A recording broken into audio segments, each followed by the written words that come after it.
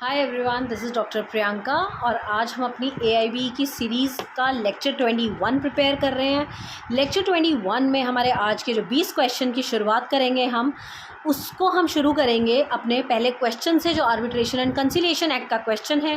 Part 3 of arbitration and conciliation act 1996 फॉर्मलाइजेस, क्या बताता है? Process of conciliation, process of arbitration, enforcement of foreign awards under New York and Geneva convention, या all of the above.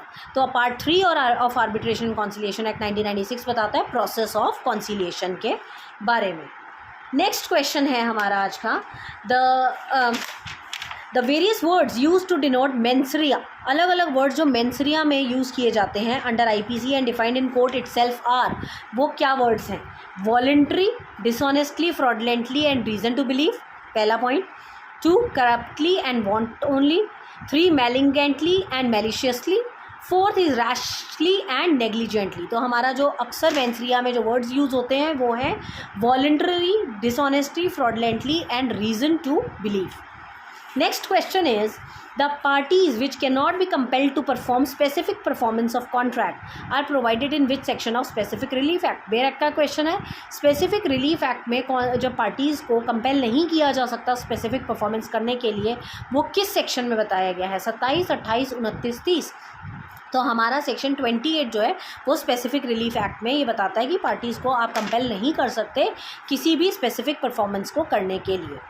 Next question is, which of the following sections deal with the provision relating to maximum period for which an under trial prisoner can be detained?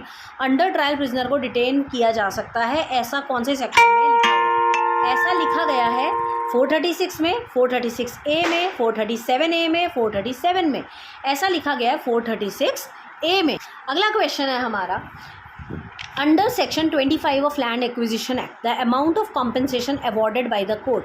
Section 25 of land acquisition act में जो compensation बताया गया है जो court award कर सकती है वो क्या है? Shall not be less than the amount awarded bye collector under section 2, shall not be equal to the amount awarded by collector under section 2, shall not be more than amount awarded by collector under section 2, या all of the above।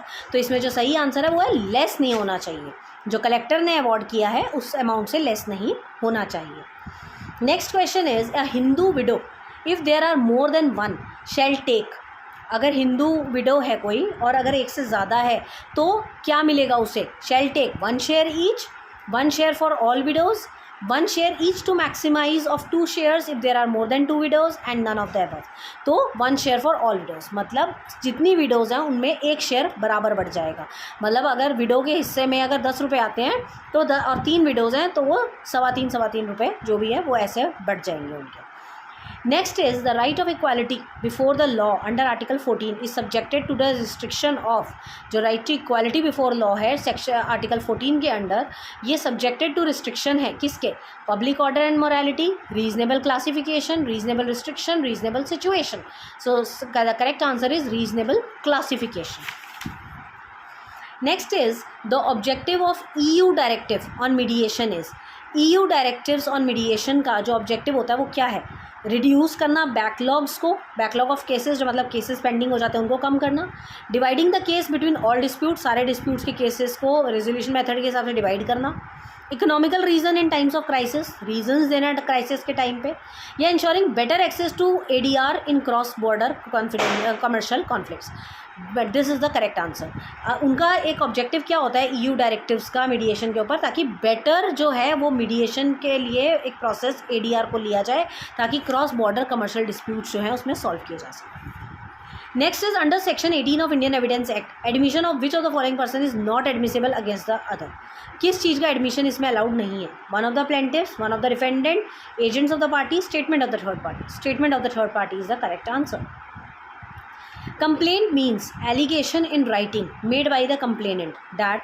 Complaint का मतलब होता है allegation writing में देना complainant के द्वारा, that an unfair trade practice or restrictive trade practice has been adapted by any trader or service provider, या the goods brought by him or agreed to be brought by him suffer from one or more defect. A trader or the service provider, as the case may be, has charged for the good or for the service in the complaint a price excess than the price, या इनमें से सारे, all the above, obviously सारे, इनमें से सारी complaint उसके अंदर कंसिडरेशन में आती है। Next question is in a written statement defendant can claim, defendant claim कर सकता है क्या? Set off, counter plain, both A and B, none of the above. तो दोनों ही कर सकता है, वो सेट ऑफ भी कर सकता है और काउंटर प्लेन भी कर सकता है। Next question is A sells field to B, A ने अपनी फील्ड जो है बी को बेची। There is a right of way over the field of which A has direct personal knowledge, उनके पास एक राइट ऑफ वे है over the field of which A has direct personal knowledge but which he conceals from A B, मगर उसने B को नहीं बताई ये बात कि उसके पास जाने का वहाँ से अधिकार है। तो B has the right to rescind the contract, B cannot rescind the contract, rescind मतलब तोड़ना। A has the right to rescind the contract या A is not legally liable, तो बी के पास राइट है कि वो कॉन्ट्रैक्ट को रिसेंड कर ले। क्यों? क्योंकि उसको मिस इन्फॉर्मेशन किया गया है, मिस अप्रोप्रिएशन किया गया है, उसको चीज़ें नहीं बताई गई हैं।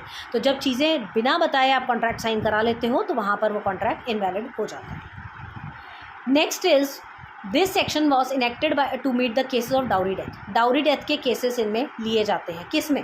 366A of IPC, 477A of IPC, 489A of IPC and 498 of A of IPC। बहुत ही कॉमन, बहुत ही फेमस जो है वो सेक्शन है ये 498 ऑफ IPC। अक्सर जो है वो लोग डरते हैं इस सेक्शन से। Next is an appeal to the high court against the order of IT-80 should be filed within एक अपील जो हाई कोर्ट में की जा सकती है IT-80 के ऑर्डर के खिलाफ, वो कितने दिनों में डाली जानी चाहिए? 45 days when the order is communicated, 60 days, 90 days या 120 डेज। करेक्ट आंसर इज 120 दिन के अंदर। What is the maximum number of witness which can be produce in A case? एक केस में कितने मैक्सिमम नंबर ऑफ विटनेस को लाया जा सकता है? 5, 10, 15 या इसकी कोई लिमिट नहीं है? इसकी कोई भी लिमिट नहीं है। Next is when can the supreme court refuse to grant remedy under article 32? कौन से चीज़ों में सुप्रीम कोर्ट जो है रेमेडी ग्रांट करती है आर्टिकल 32 के अंडर? डिले में, मैलिशियस पिटीशन में, इन्फ्रक्टियस पिटीशन में या all of the above? All of the above. Next is under order 33 an indigent is allowed to prosecute any suit provided he satisfied certain condition. Which of the following is not a condition? He is not possessed of sufficient means to enable him to pay fees prescribed for the plaintiff in such suit. He is not entitled to property worth ₹1,000. He has no sufficient means for his livelihood. He may present the application for permission to sue as an indigent, either himself or through an authorized agent. तो order 33 के हिसाब से एक indigent को allow किया जा सकता है प्रोसिक्यूट करने के लिए कोई भी सूट को, प्रोवाइडेड कि वो सारी कंडीशन को सेटिस्फाई करता है। कौन सा इनमें से कंडीशन नहीं होगा? He has no sufficient means for his livelihood, इस केस में नहीं होगा। Next is the term sabbatical is connected with, sabbatical का मतलब क्या होता है? Paid leave for study, paternity leave, quarantine leave या maternity leave? Very important question. Sabbatical जो होता है वर्ड जो है वो पेड लीव फॉर स्टडी से कनेक्टेड है। What is the special constitutional position of Jammu and Kashmir? Jammu and Kashmir का स्पेशल कॉन्स्टिट्यूशनल पोजीशन क्या है? It is above Indian constitution, Indian law are not applicable, it has its own constitution, it is not the integral part of the Indian constitution. वैसे तो ये question पुराना है क्योंकि अब ये क्वेश्चन इनवैलिड है, बट इसका उस टाइम आंसर था it has its own constitution.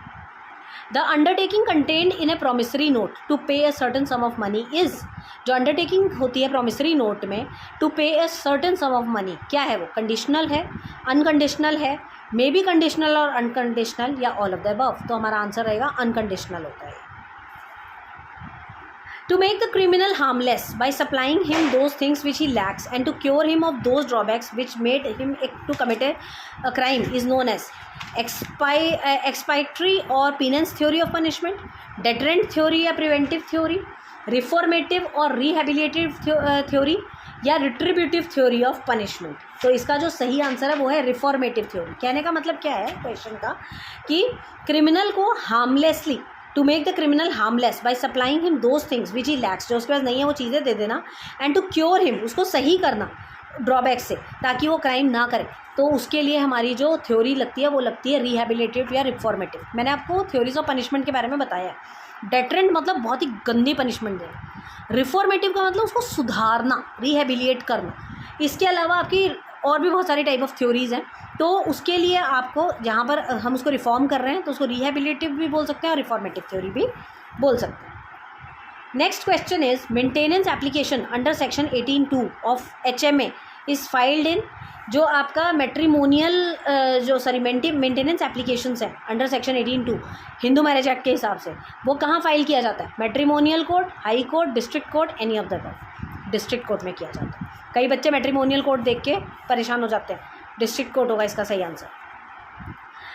उसके बाद the distinction between section 299 and 300 was made clear.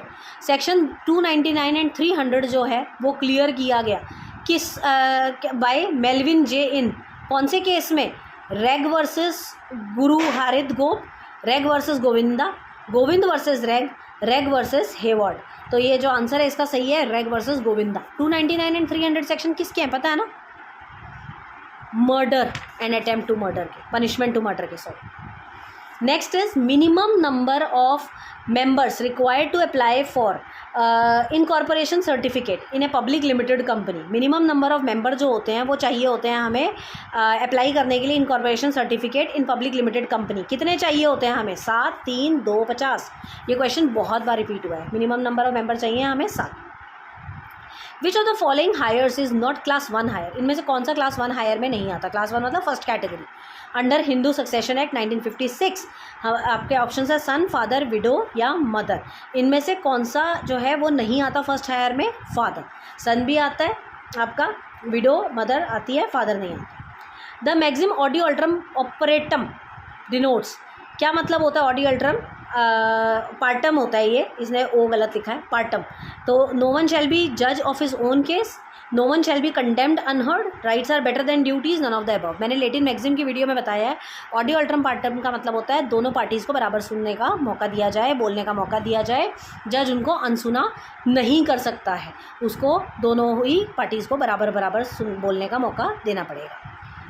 Last question, which of the following section deals with search warrant. Search warrant में इनमें से कौन सा वाला सेक्शन डील करता है? 93, 94, 95, 96। तो हमारा करेक्ट आंसर है 93। तो ये है हमारे आज के इंपॉर्टेंट क्वेश्चन AIB के लिए, और आप इसको उम्मीद करती हूँ बहुत अच्छे से इसकी तैयारी कर रहे होंगे। क्वेश्चन 20 सुन के अगर आपको 10 भी याद रह जाते हैं तो ये भी एक ब्लेसिंग है कि आपको पेपर के लिए कुछ चीज़ें रिमेंबर हो जाएंगी। अगर कोई भी चीज़ में आपको डाउट है, you can message me on 9953308400। All the best for your exam. Subscribe my channel, share my videos with your friends, with your relatives, with every student who is doing law और connected with law. Thank you so much.